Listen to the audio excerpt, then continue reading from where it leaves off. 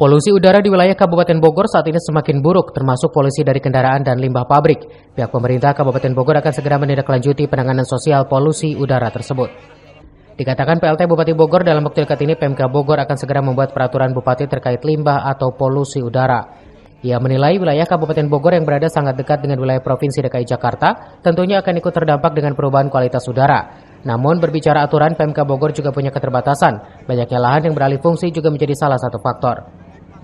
Berbicara penertiban, PLT Bupati juga tidak bisa berbuat banyak, rata-rata izin dari setiap pengembang juga sudah ada.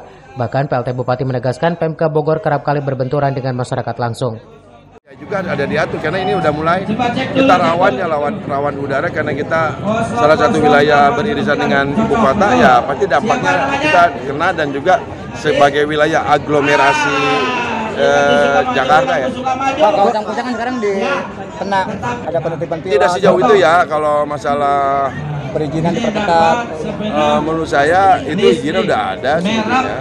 Status lahannya sudah jelas. Malah puncak itu ada namanya Inpres presiden untuk wilayah Bopunjur itu kan ada udah jelas ya, Kepres 80. Nah itu tidak bisa, kita itu udah lebih tegas daripada sekarang lebih dulu. Cuma bagaimana pengawasannya yang mungkin kita juga ya kita pahami.